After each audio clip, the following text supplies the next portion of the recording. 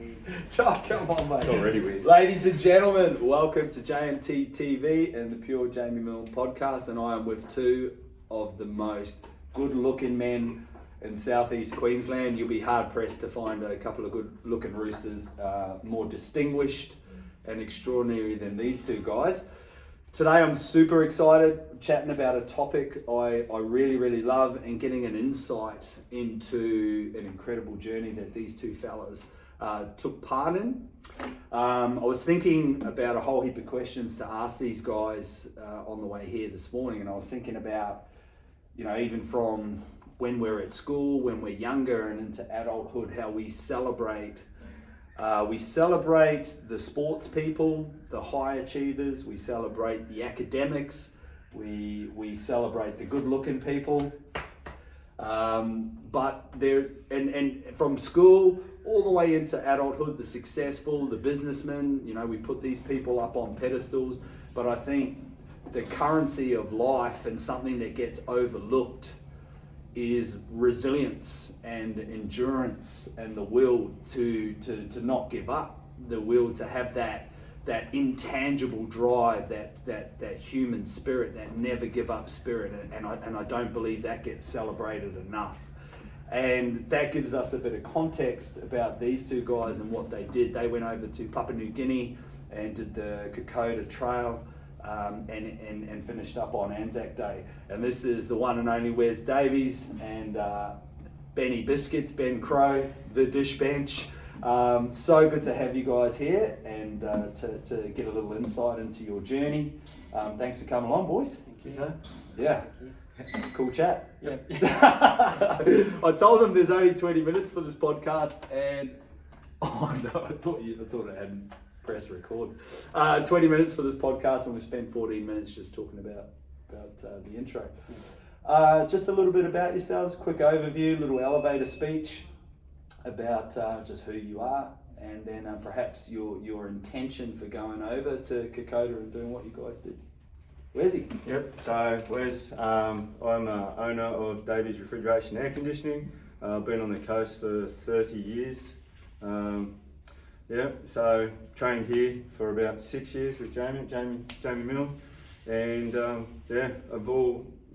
ever since I've been going to the Anzac marches since I left school, the dawn services, I've always had an interest in it. And finally got the opportunity to make it happen and go and see where it all went down, and yeah, it's great. Awesome. Yeah. Benny? So I'm also self-employed cabinet maker on the coast here, been training here for 2.5 years, and similar to Wes, always been going to dawn service over the years out of respect for the diggers and what they did, and always wanted to do Kokoda but experience it as close to how they did, which meant we both carried our packs, we've been training for the last 2 years. We were meant to go last year, but that got postponed due to some issues over there. So yeah, it was a long time in training and a long time in the making, but it was well worth it, and yeah, really enjoyable experience. So cool. Yeah. What's and the interesting thing about these guys, as you just heard, they're obviously business owners, self-employed, they are family men, and these are some of the unseen things that go into these big events. They're not just, you know, all roads are not just leading to the training and the preparation, they're still juggling life, and that's where a lot of the brilliance is in these sort of campaigns for you know, mature adults like ourselves. It's not just the one there's not just the one thing. But in relation to the Kokoda Trail, I'd love to hear, probably first yourself, Wes, 2 to 3 like key takeaway moments for you, like things that, you know, you're gonna hold on to for the rest of your life. Memories, good or bad, doesn't matter. Just whatever pops up for you. What were some key things, mate? Not knowing exactly how hard it was going to be. It was a challenge. Every day was a challenge, some more so than others. The history, standing on certain spots and having a tour leader who was fully invested, fully emotional, telling stories. That was, like you're standing and there's pegs all around you up at Brigade Hill, and that's where the bodies were found. Like, and looking down over cliffs and stuff like that, at how the Japanese come up these cliffs, it's just, it's the history, being there, the feeling of it, the Anzac Day, it's, But seeing how, like, the comforts we had with tents and walking poles and not being shot at, you know, and these guys, 19-year-old, 18-year-old guys, kids, they did it with getting shot at, carrying their own gear, surviving on nothing, you know, the infections and everything else that went along with it that they had to suffer through. But that's the main thing for me. It was true emotional feelings. You can hear it, man, in your voice. It's so cool. Yeah. So that, and like, it wasn't an easy thing. It was stinking hot in the daytime, and then it poured rain in the afternoon, and you got the full experience of what they went through, other than the gunfire and the comfort of a wet tent. I think that's the when the storms come, when the rain comes, when everything goes south, you know, that's where you call upon those, you know, whatever reserves you've got, whatever resources you've got, to not give up and not give in, which is so cool, so unique to the individual too. Benny, mate, what for you, bro? What's the key takeaways that you will have for the rest of your life from that journey? So very similar to Wes about being there, experiencing it. So we were there in the dry season, as they call it, and it rained every day. It was muddy as hell, and I hate to see the wet season. It was hot and humid, but it was the dry season when it was cold. So it would have been so much more amplified, plus all the other stuff the diggers had to deal with. So that was, you know, it really puts it into perspective and makes you appreciate, you know, how they did it. And most of them went there with no idea what they were even there for. You know, so, and like Wesley said, standing on those, like Brigade Hill, there was an aura there on that. It was a very special place, definitely. At Brigade Hill, and also at Ishirawa, where the war memorial is. It's just spectacular scenery. There's some of the most dense jungle and rainforest I've ever seen, and elevation like that puts the elephant trail to. Oh no! That's your Death Valley. It's like, it's worse than that in places. It's ridiculous. So you reckon they portray that well in the movie Kokoda, that Australian movie? Like when you were talking about the Japanese come up that hill, I remember that part in the movie. They're just it's like a ladder. It's like a ladder, but it's muddy. And they did it in the middle of the night in the rain. I don't know how they did it. Wow. Probably my biggest takeaway would be there's parts of the rainforest that you're walking through and you feel like you're the first one there. Oh my God. It's very untouched still. For a track that's so well worn, it's still very untouched. So. Wow, it is the Wild West over there, right? It is. It really is. Man, that's incredible. So having that experience, what would you, because I've actually heard a couple of people have said to me, like asked how you boys went and what you thought, because they were curious about going on the trip themselves. Would you give any advice from your experience, from start to finish, for anybody that's watching this podcast or this YouTube clip that have any curiosity about going over and doing the Kokoda Trail? Any feedback, suggestions? I think training. There's nothing around here that can prepare you for what's over there, but if you can train and carry your pack and get the full experience, then I think that's the go. Be prepared for the unexpected, because you're wet the whole time, whether you're sweating during the day or it's pouring rain, and you don't stop. You just go. So it's minimum 7 hours a day of hard slog. Some days with 13 hours. So So, and with bad knees, it's you did well. You do feel it. So you sleep well. Like Wesley said, be prepared for the unexpected. walk into camp at 5:30 in the afternoon and find out there's no campsite there, and you've got to go to the next town or the next village, I love a false finish. which is at the top of the ridge. Yeah, always. Yeah, very demoralising. But probably, I think resilience was something that a few of them struggle with day 5, day 6. Of course. Because you're just grinding day after day after day, and you know you've still got 4 or 5 days left to go, and you could see it playing on a few people. So it was just about trying to keep their spirits up and keep them motivated to keep moving. So Did you feel you did that well? yeah, I think Yeah. we had a great time. We had any laughs. We did. Yeah, Yeah, we were all good. Just make sure you wish someone you like. Yeah. Get along with. Send that through in the request forms. Yeah. You know, ask for It's it. in the fine print. Yeah. I don't want to be with anybody I don't fucking like. So on that, I heard you drop the word resilience. So I've got a question on that, seeing as you guys have achieved a really, really awesome journey and destination and outcome and all those things. So on the topic of resilience, so with you first, Wes, what does resilience or endurance, or that never give up spirit, what does that mean to you? Now you've done quite a few big events, but this one obviously probably being one of the biggest. What does that mean to you? And if you were making a suggestion like to your kids or younger people, how do you develop it? Such a small question. Yeah. There's lots to it.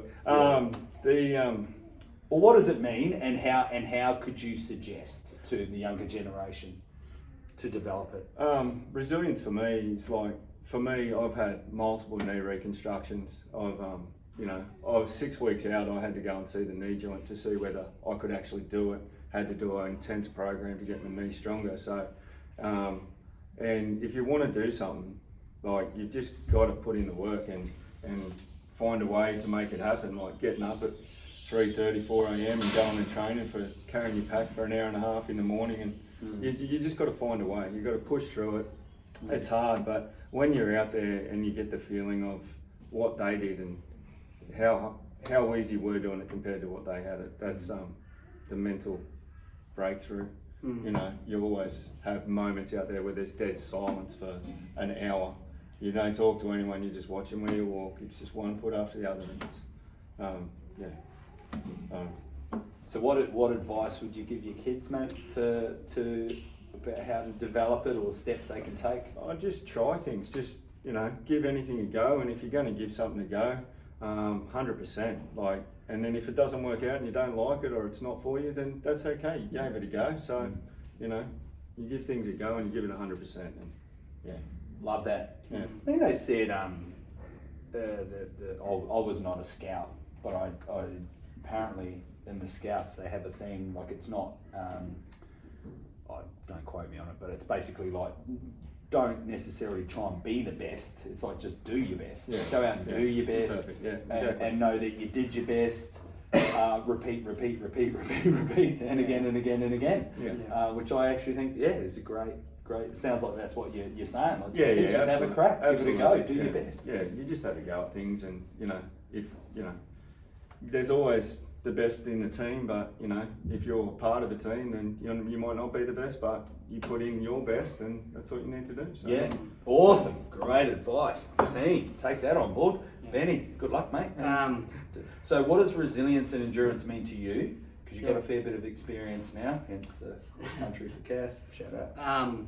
The greatest rewards don't come without any suffering. So I guess to put that in context, when you are struggling, just remind yourself why you're there, why you're doing it, because the reward will be at the end once you've done the work, and you just have to push through. And it may not be the perfect result, but if you still finish it, well, you've still got there. So and it's just what happens in between. So it's just learning to take it on the chin and keep going. You may take a slightly different path, when you hit a roadblock, but as long as you still end up where you intended to be. Yeah. It's a resilience to me. Yeah, love it. And so to your kids first and foremost, how would you, what suggestions would you make for them to develop that muscle, that basically that never give up spirit? Yeah, you know, set your mind, or you know, on a goal, and just keep chipping away at it. And exactly that, if it's not working out, we'll just change something and just, but keep working towards the goal, and that helps you build that resilience when the chips are down to keep going. So because you know that you're going to get there in the end. So good, so good. And like I said, I was thinking about it this morning. That's such good advice, mate. It's just, it really is the currency for life. People that can hang on longer. I think it was, again, don't quote me on this, just trying to sound clever. Winston Churchill, he said, success is basically going from failure to failure to failure to failure without a loss of enthusiasm. And it's like you say, set yourself that goal. If you say to your kids, this is, you know, let's set a goal, this is what you want to do. You might, like you said, go down that pathway and it might not work out. So having that flexibility to pivot, okay, we'll have a crack at it from that way. Yeah. Oh, if that doesn't work, yeah, okay, we'll move over here and go that way. Yeah. But just keep going. Don't stop. Don't stop. Yeah. Don't give up. Keep focused on that goal. So good. I mean, I've said it to you guys before anyway, for what my opinion's worth, I'm super proud of you for getting it done and juggling all things that are life and all the rest and doing the whole journey and getting the outcome. Yeah. So yeah, it's super amazing. The now a lady that, something I've started recently with these podcasts, is a lady that I interviewed. She's a personal trainer, has her own company, and a Pilates instructor down in Victoria.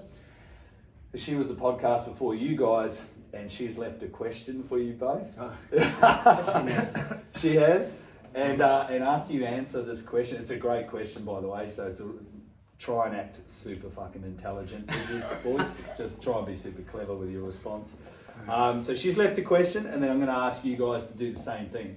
Leave a question for the next person that comes on this podcast.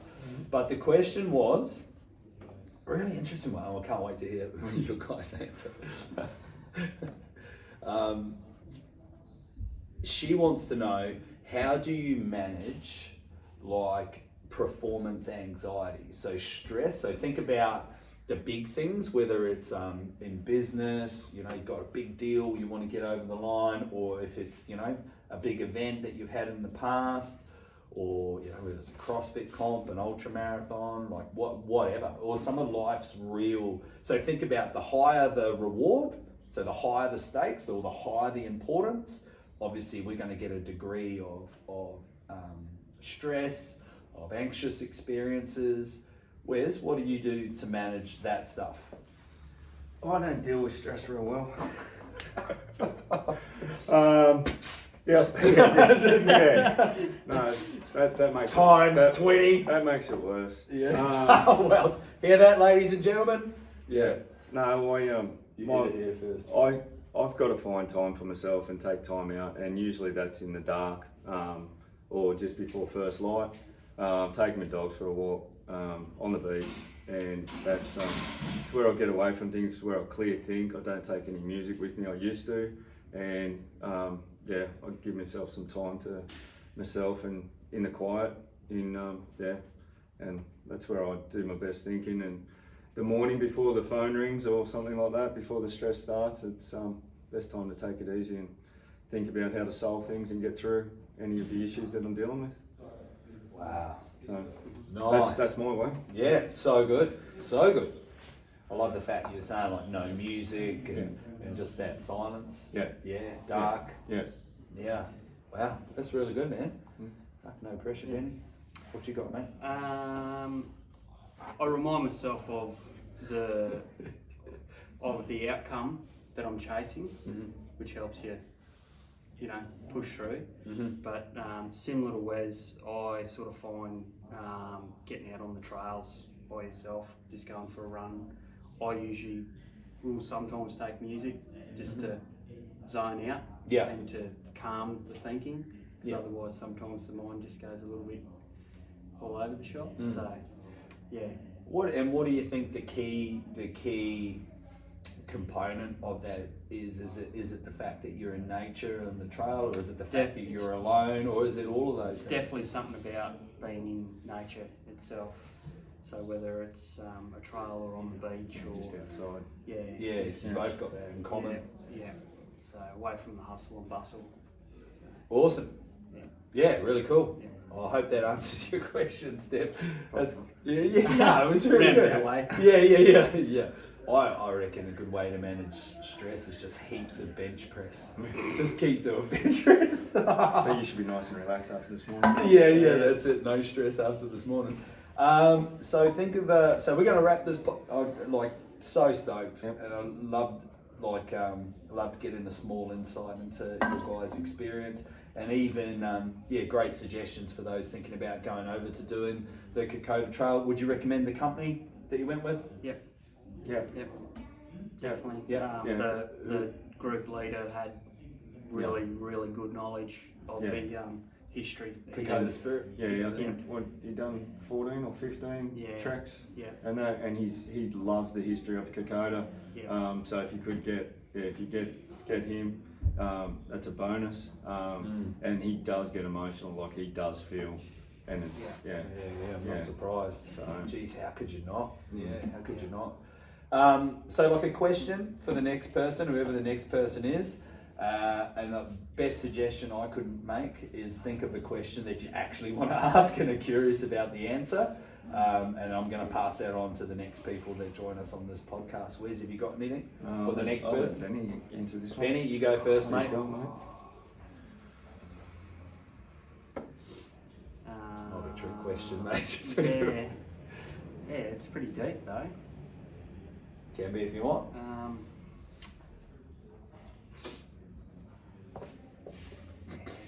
Fucking hell. You guys have done I know. so well so far, Les. You could have given us a heads up. Oh! Have a look in your notebook. See if you got That's it my in journal. there. Oh, you got it journal. right. Standard flight. There we go. Hey? Well, think of Yeah. we'll try and tease something out. Think of some challenges you might have had recently, and if it would have been helpful to have some answers to those at the time. You might have got through them already, but What's their motivation for what they're doing, whatever that is, whether it's a work goal, what is their motive? Because everyone's got a different motivation. So correct. what's their motivation? How does that look? Yep, And how do they implement that motivation? love to it. stay on track. Great question. Yeah. Huh? Yep, lock that in. Wesley? Yeah, no, that's it. That's a good question. Well, Can't ask him two questions.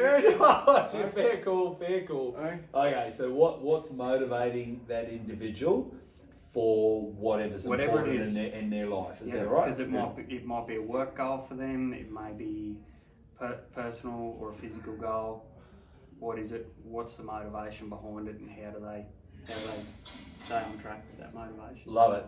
Ladies and gentlemen, you have heard it here first. That was a wonderful conversation. Fellas, thank you so much for your time. Thank you very much, and well done once again. Cheers, eh? Thanks, mate. Cheers. Happy days. Thank you. Well done, boys. Just edit that 60 seconds out.